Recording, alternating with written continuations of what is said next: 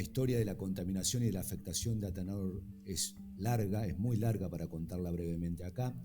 Vamos a tratar de remitirnos a lo que ocurrió el 20 de marzo, que fue una explosión de un reactor químico, donde se introducen como materia prima 5 toneladas de cianuro y se van mezclando con otras sustancias químicas tan agresivas como el cianuro. En ese momento, generalmente lo hacen de madrugada, tratando de eludir justamente las quejas de los vecinos por las emanaciones, por los olores.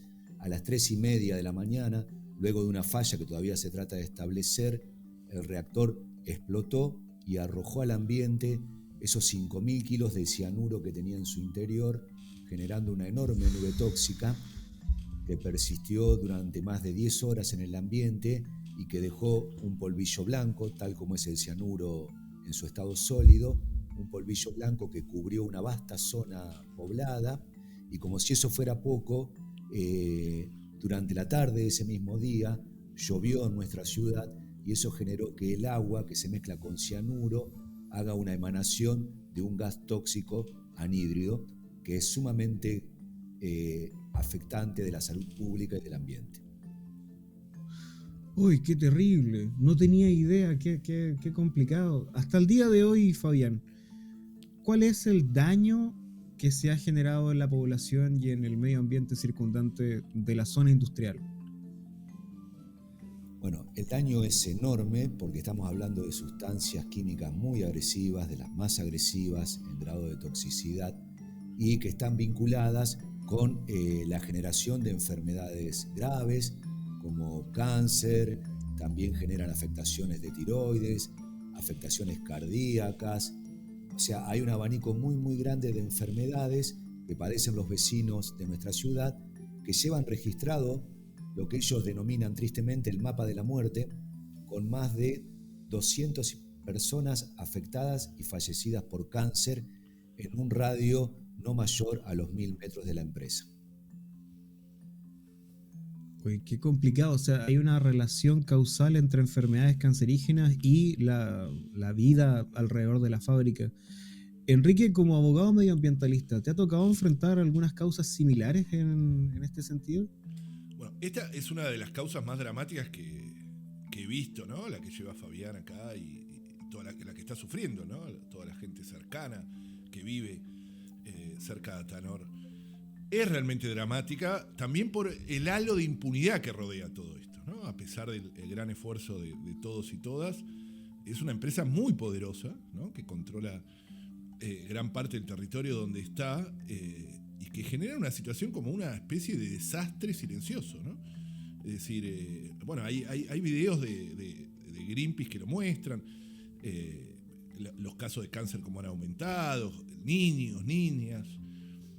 Nosotros hemos tenido la causa del derrame de cianuro de Hachal, ¿no? En San Juan, con la minera Barrick, ¿no? Que derramó 5 millones de litros de solución cianurada, que fue realmente un desastre, que contaminó 5 ríos.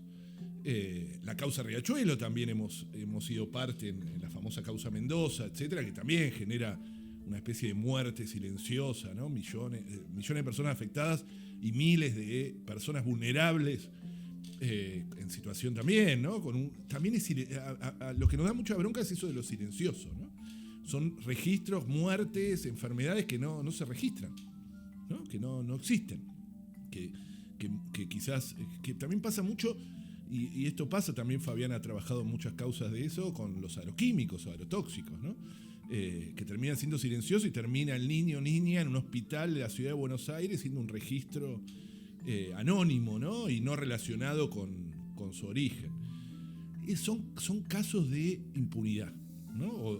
Bueno, es lo que se está luchando hace tanto tiempo, no sé hace cuántos años, Fabián, estás trabajando en estas causas, ¿no? En esta causa, por ejemplo. O en realidad esta causa que se va renovando, lamentablemente. Claro. Sí, ahí das en la tecla con un concepto clave en todo esto que es impunidad, Enrique. Ese es el gran drama de toda zona de sacrificio, como se le denomina, ¿no? Porque ninguna ley permite una zona de sacrificio. Para que existan es necesaria una impunidad muy, muy notoria, porque además estamos hablando de hechos que están a la vista, que tienen porque En el caso nuestro, por ejemplo, hablamos de Atanor, pero que es una mínima parte del cordón industrial, ¿no es cierto? En realidad nosotros estamos rodeados de industria. No sé si me escuchan o tenemos algún problema ahí con está perfecto, conexión. Se escucha perfecto. Súper bien, súper bien. Fabián, te cuento, bueno, mira, acá en Chile diste con un concepto que me es muy familiar. Clave, que nosotros estamos...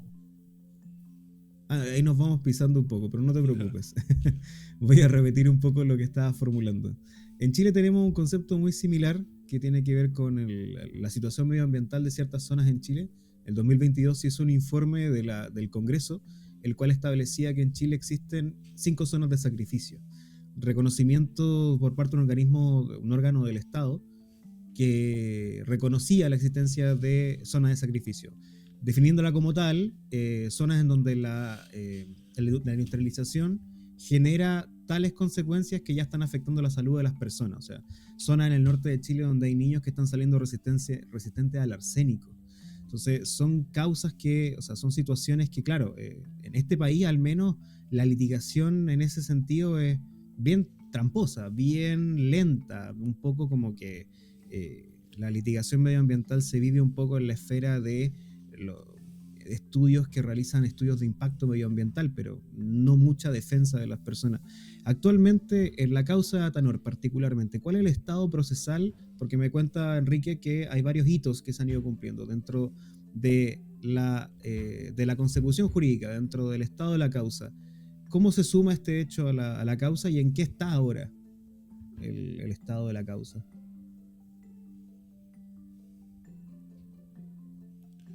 Creo que ahí se te cortó el micrófono, Fabián.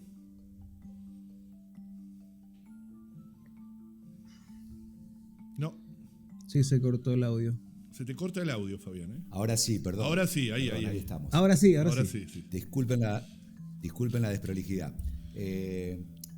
Sí, te escuchaba atentamente y el estado procesal de la causa, vamos a decir lo siguiente, ¿no? El estado procesal miente en torno a la realidad que se vive acá, digamos, justamente relacionado con esto de la impunidad. Si bien tenemos una sentencia que condena a la empresa, uno lee la sentencia y dan ganas de pararse y aplaudirla, pero el hecho es que en el territorio no significa ningún cambio concreto, no ha pasado nada.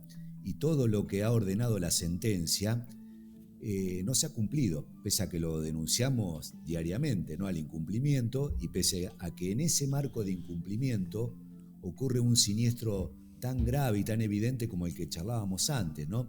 Es decir, como una bofetada hacia los propios jueces diciéndole la sentencia no sirve de nada porque casi que estamos peor que antes de la sentencia, ¿no? Y eso no causa ningún efecto concreto en los funcionarios que deben intervenir. Detectamos hechos de corrupción graves por parte de funcionarios que deben fiscalizar y además de ser fiscalizadores públicos, descubrimos que también son asesores ambientales privados de las empresas que deben fiscalizar y lo acreditamos mediante la presentación de los documentos firmados por ellos mismos de esas contrataciones privadas. Es decir, ese marco de impunidad justamente es sostenido por una actuación deficiente del Poder Judicial y termina concretándose en un escenario lamentable en términos ambientales y de salud pública, no sé si van a coincidir en esto, si Enrique va a coincidir o no, pese a que en nuestro país tenemos una normativa ambiental de excelencia, la efectividad de esa norma se pierde en la aplicación judicial. Dentro de los productos que genera la empresa Atanor, uno de los productos que manufactura, es la atracina, que al parecer ha sido ojo del huracán respecto al desastre ambiental. ¿Qué es la atracina, Fabián? La atracina es un herbicida que se usa ampliamente en nuestro país y en otros sectores del Cono Sur y generalmente en los países del tercer mundo, porque la realidad es que en Europa está prohibida. Es un herbicida que es muy peligroso porque tiene una facilidad enorme de dispersarse, sobre todo en el agua. Y pensemos, como veíamos recién en las imágenes, que Atanor es una empresa que está al borde de uno de los ríos más importantes de la República Argentina. Es decir, que diariamente dispersa esa atracina, ese herbicida, que para hablar claro tenemos que decir que es un veneno y no irnos por explicaciones extrañas. Es un veneno, más allá de los eufemismos que se utilizan para denominarlo, herbicida, agroquímico o el tan simpático fitosanitario que se utiliza mucho en nuestro país, son venenos. Esos venenos se dispersan en el ambiente, la atracina particularmente se dispersa en el agua. Hay estudios oficiales, no de la cuenca del río Paraná, sino de la del río Uruguay, que se detecta atracina en el tejido de los peces, que obviamente forman parte de la cadena de consumo, ¿no?, alimenticia. Y eso en el agua, en los peces, es lo que ingiere la población. Y es un herbicida que trae innumerables problemas. Los más conocidos son los efectos sumamente negativos que tienen en las personas embarazadas y en las personas por nacer. Es un herbicida de mucha agresividad ambiental y en la salud pública. Por lo tanto, la actividad industrial está generando, como dice Enrique, una intoxicación silenciosa. En el fondo, una intoxicación que de larga data, a la que se va exponiendo constantemente a la población. Lo que me queda la duda aún, más allá de la corrupción, ¿se podría atribuir quizás, ahí estoy hipotetizando, pero se podría atribuir quizás a la falta de herramientas por parte del sistema? O sea, o directamente esto ya es una negligencia por parte del Poder Judicial en no tomar carta en el asunto y no hacer cumplir la ley en el fondo. Enrique. No, a ver, igual esa respuesta la podés dar mucho más vos. A ver, yo creo que coincido con Fabián en el tema que Argentina tiene grandes leyes ambientales y que no se cumplen. En Argentina no hay nadie preso por contaminar, ¿no? A pesar de tener grandes problemas en ese sentido, ¿no? Es decir, no es que Argentina es modelo, sino que tiene grandes problemáticas, tanto en la minería, en el petróleo, en el agronegocio, ni hablar.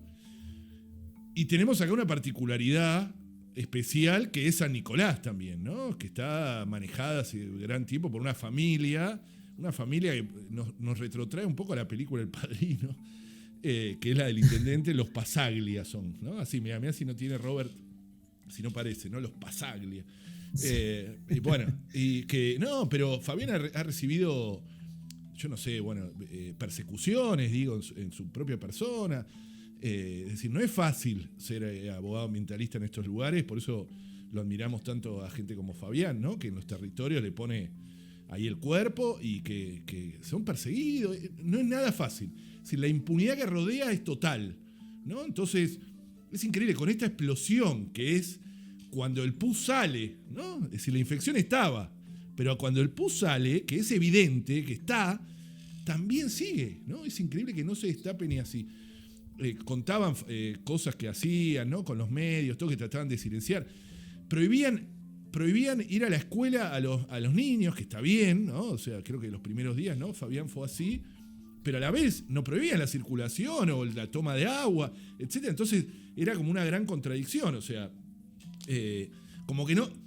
La impunidad lo que genera es eso, es, no, y hacían un comunicado el otro día, está todo bien, no pasó nada, pero los chicos no podían ir al colegio, o sea, un montón de medidas que alguien habrá dicho, pará, hasta acá llegamos, ¿no? Porque lo que pasó al día siguiente de la explosión, ¿no? El lunes posterior, Fabián, esto corregime, es que fueron al colegio los chicos y se descompusieron un montón, ¿no? Fue así, como, si querés contarlo, Fabián.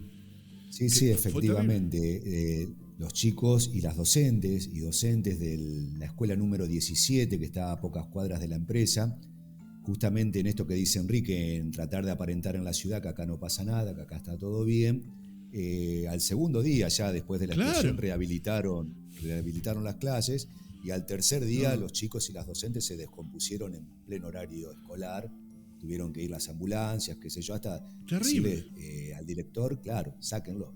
Yo creo que lo que vos preguntabas, Robertson, si es nada más que corrupción o hay fallas del sistema, yo creo que hay una conjunción de cosas ahí, ¿no? Hay fallas del sistema que los caudillos locales las aprovechan y generan esa base de impunidad que comentábamos.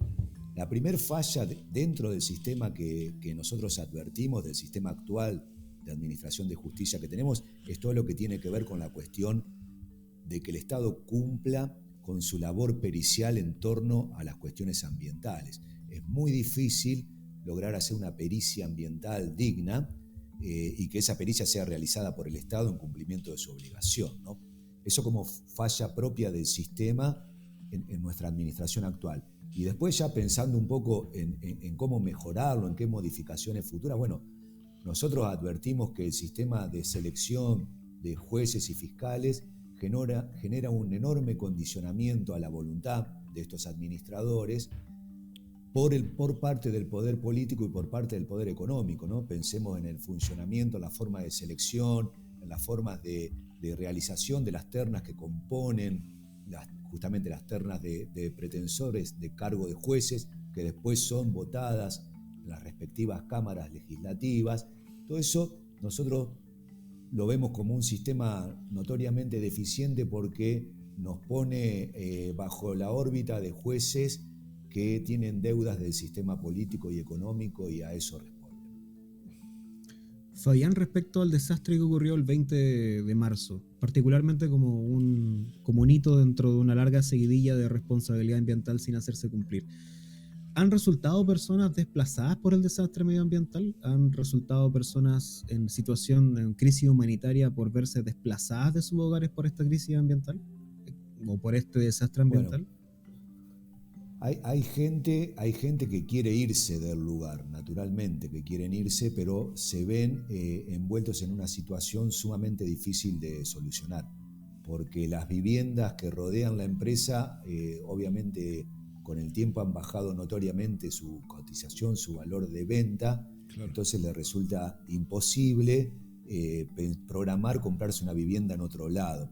Solamente se han podido ir, obviamente, los que alquilaban, los que tenían viviendas temporarias, y se han retirado, pero son numerosos los vecinos que en el diálogo permanente que tenemos me manifiestan su intención de irse porque ven que viven en un lugar bajo permanente amenaza y ven que sus vecinos, familiares y amigos con el correr del tiempo enferman.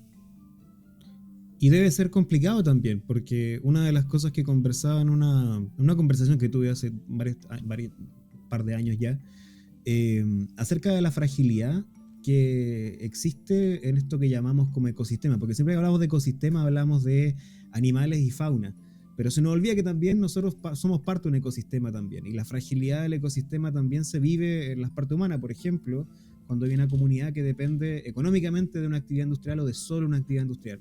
Lo que pasa en las salmoneras en el sur de Chile, que la gente de pueblos pequeños solo trabaja en salmonera, o lo que pasa en la celulosa cerca de la zona de Coronel, toda la gente trabaja dentro de la celulosa, y en el fondo pasan los años, se va generando la impunidad, y las personas se vuelven dependientes económicamente de la actividad industrial. ¿Qué pasa con la comunidad de San Nicolás? ¿Podría pensarse que de alguna manera la solución sea mejorar los estándares de calidad de la empresa, o simplemente ya lo que se debe buscar es el cierre porque es insostenible la actividad industrial en este lugar sin que siga afectando la vida de las personas? Mira, en un principio sucede justamente lo que vos decías, ¿no? Esa dependencia económica del sector industrial.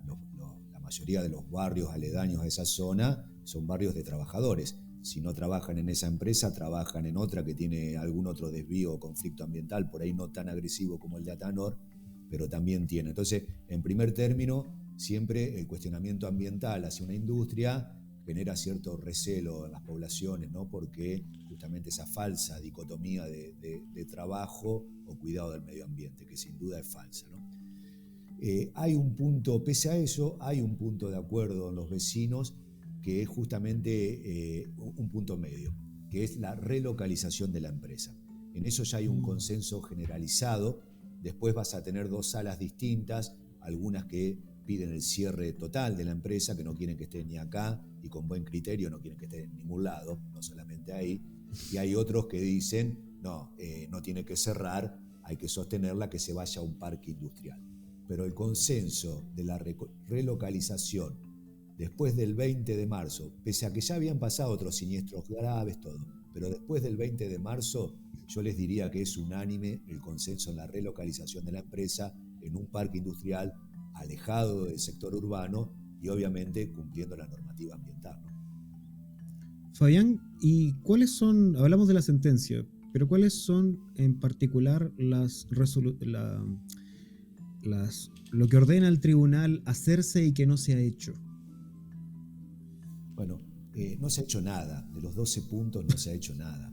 Es todo como una pantomima, ¿no? Hay que ser así de crudo, porque es la realidad, digamos. No han hecho nada. Pero igualmente se los expongo brevemente para que tomen dimensión de qué es lo que se ha ordenado. En primer lugar, se ordena la prohibición de uno de los productos más agresivos que tenía. Ese sí se ha cumplido. Me corrijo porque eso sí se ha cumplido, que es la elaboración de clotpirifos, que es un insecticida que genera daño neurotóxico. Está prohibido en Estados Unidos, está prohibido en un montón de lugares. Bueno, eso, vamos a decir la verdad, no se produce clotpirifos. Después el resto, los 11 puntos siguientes, sí no se han cumplido ninguno, que tienen que ver con la mejora del tratamiento de efluentes líquidos. Ellos tendrían que presentar una superación técnica, una evolución técnica que demuestre que el efluente no se vuelca con contenido de atracina al río Paraná. No lo han hecho. Tenían que hacer estudios con el CONICET. Es un estudio que se llama LIDAR, de perturbación del suelo, porque la empresa también fue denunciada por enterramiento de residuos peligrosos. Bajo la empresa hay contenedores de residuos peligrosos, muchos de ellos ya han sido detectados, se presumen que otros todavía permanecen enterrados, por eso se pedía un estudio de perturbación del suelo para poder identificarlos. No se ha hecho. Se pedía un estudio de salud socioambiental a cargo de una universidad de la provincia de Entre Ríos para que evalúe el estado sanitario de la población. No se ha hecho tampoco. Y así una larga cadena de estudios que no se han realizado, que la empresa por obvios motivos se resiste a hacerlo, porque de hacerlo se acreditaría una existencia de contaminación masiva, que ya está acreditada en nuestra causa penal, y que también acreditaría ese daño en la salud que por el momento no hemos logrado que trascienda de la mera denuncia, porque no hemos logrado justamente que se hagan los estudios de salud socioambiental para que demuestren la relación entre el daño causado en la salud y los agroquímicos, relación que por otro lado le digo, la literatura científica ya la tiene sumamente determinada. Qué frustrante la verdad toda la situación. O sea, como no se llega a resolución cuando las instituciones deberían funcionar, la verdad. Enrique, respecto a estas situaciones que se viven actualmente, ¿qué salida tenemos? ¿Qué salida tenemos realmente? O sea, si las instituciones no funcionan y no se está haciendo lo que se debería hacer, porque al final uno confía en los tribunales de justicia, pero si no hay salida, ¿cuál es la salida que tú crees que ves de esta situación? No, a ver, nosotros también, las cuestiones ambientales son muy largas, lamentablemente, mucho más largas de lo que creemos. Me acuerdo, una de mis maestras en la cuestión socioambiental, no en lo jurídico, ¿no? Pero sí en lo socioambiental, fue Norma Giarraca, que era una famosa socióloga rural, muy conocida. Y ella decía, Quique, no hay séptimo día de descanso en la cuestión ambiental, ¿no? Un poco ahí parafraseando la Biblia, ¿no? No se para nunca. Siempre te corre en la línea de llegada. Y eso hay que saberlo, ¿no? El que es ambientalista, por ejemplo, el pueblo de Esquel, podemos poner. El pueblo de Esquel hace 20 años, consiguió un plebiscito en el año 2003, 21 años ya. En el 2003 que dice que se prohíbe la minería, y la minera hoy, 20 años después, a pesar que el plebiscito dijo 83% que no, siguen peleando, porque la minera sigue. Me acuerdo de la ley de glaciares también, en un momento la sacamos, la veta o la presidenta en ese momento, 2 años después la sacamos, después tenemos que lograr que se aplique, primero que se reglamente, después que se aplique. Es decir, te van corriendo siempre la meta, la línea de llegada. Es una tarea, por eso no hay tantos, aunque no lo creamos, no hay tantos abogados y abogadas ambientalistas.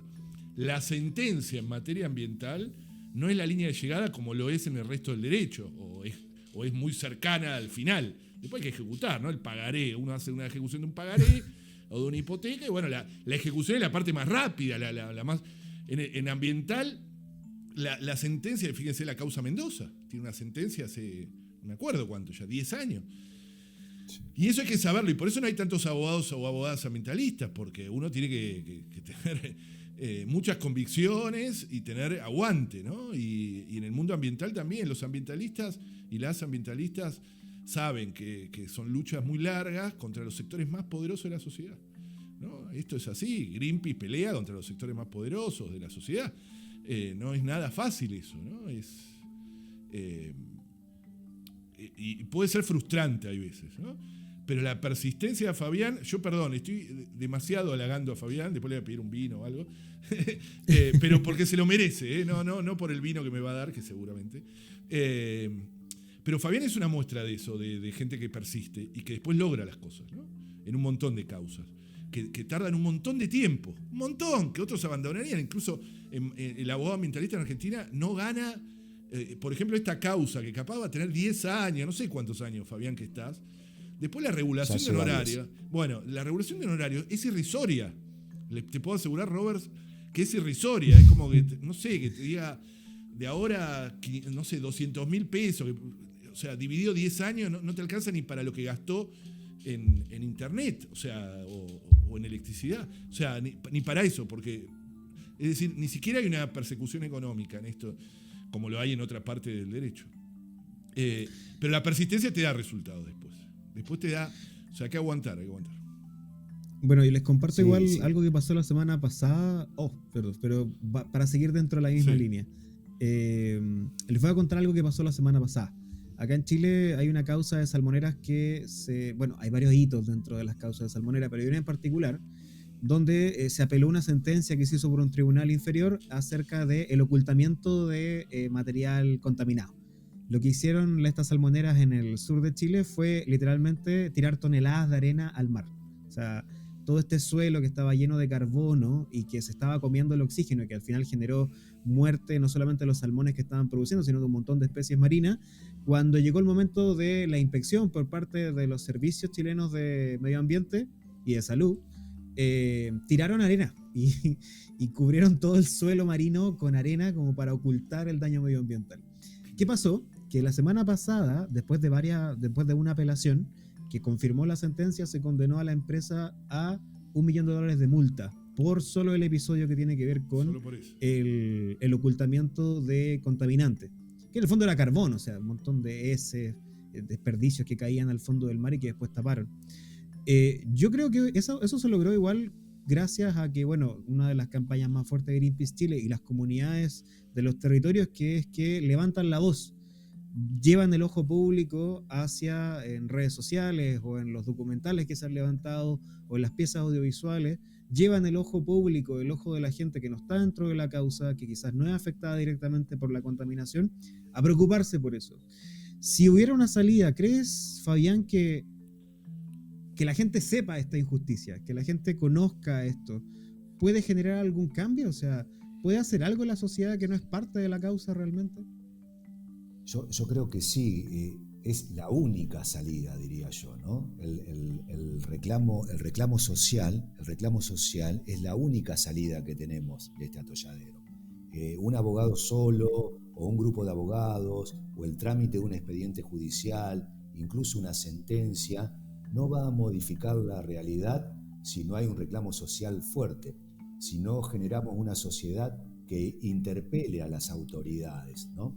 Que los incomode con esos fallos injustos, con esos incumplimientos de sentencia, con esa garantía de impunidad. Por eso es fundamental que la sociedad reclame por la adecuada protección del ambiente, que reclame ante la impunidad cuando estamos enfrente de hechos aberrantes en términos ambientales y en términos de salud pública.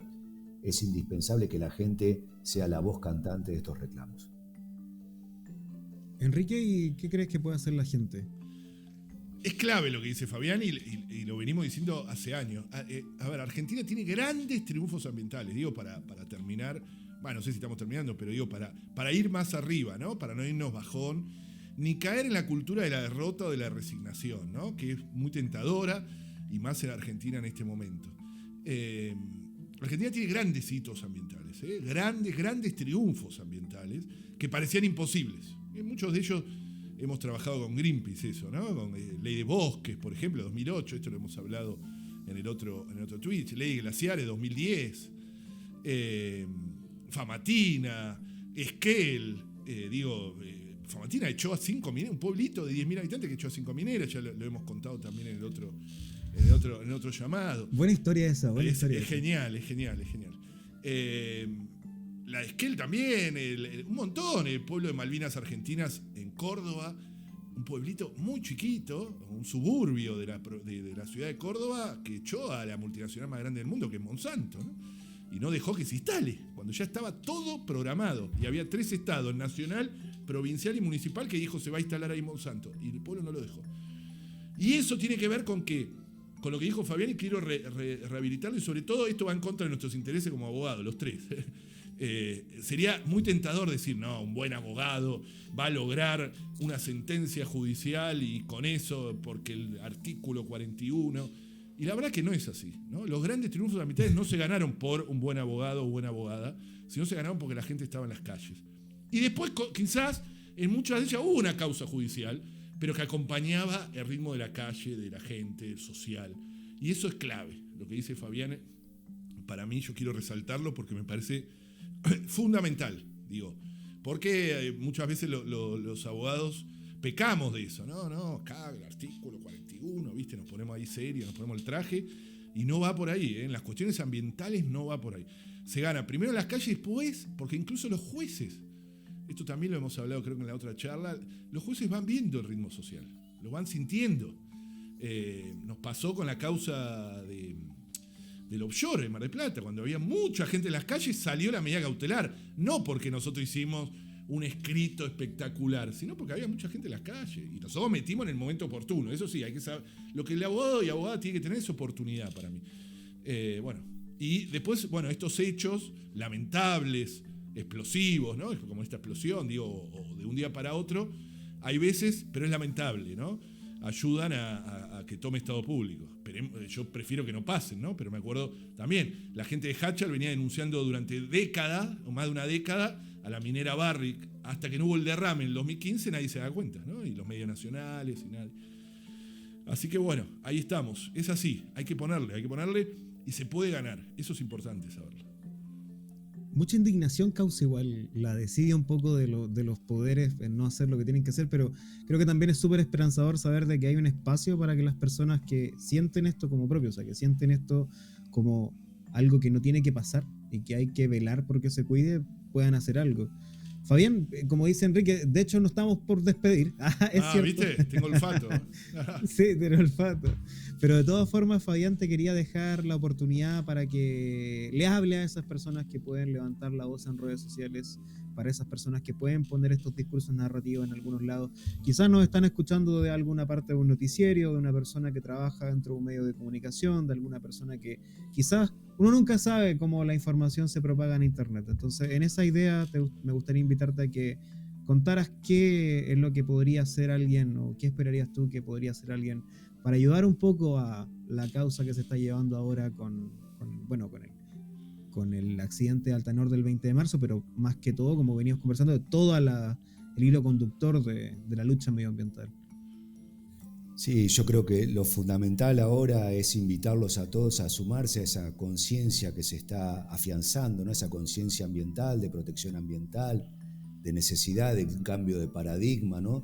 De evolucionar hacia una sociedad que tenga un sistema productivo que no sea exclusivamente extractivista, disminuir justamente ese exacerbado extractivismo en el que estamos viviendo, tratar de buscar una sociedad más justa, más equilibrada, empezar obviamente desde uno mismo, ¿no? Acomodando la vida justamente a esos paradigmas y después comprometiendo parte de su tiempo diario a la lucha de cambiar esta situación que evidentemente nos está mostrando al borde de nuestra cara de que no da para más, de que es algo que debe modificarse a la brevedad. Entonces, en ese sentido, nada, invitarlos a todos a sumarse desde sus lugares a los distintos movimientos ambientalistas que hay y bueno, y caminar todos juntos en esta lucha de protección ambiental. Gracias, Fabián, por tus palabras. Enrique, agradecido con tu presencia en el programa de hoy, de verdad, fuimos grandes. Igual me gusta mucho hablar con colegas de otros países porque creo que también me retroalimenta un montón acerca de realidades jurídicas distintas, pero al final no tan distintas. Pero nosotros queremos tu suéter, Roberto. Ah. ¿Qué hacemos? El pullover. El pullover. El pullover. Ya lo veremos. Eso lo voy a veremos. empezar a implementar igual. Cuando vaya para Chile bueno. quiero vértelo puesto. Buenísimo. Cuídense mucho, Enrique, Fabián. abrazo. Un gusto tenerlo en el programa. Gracias. Un aplauso espontáneo a la gente. Cuídense mucho. Muchas gracias Una por alegría venir y nos verlo. estamos Gracias. viendo. Saludos. Chao, chao. Hasta la próxima. Está generando sensación el suéter, el pullover. Bueno, gente, ¿cómo están? Oigan, interesante conversación, la verdad.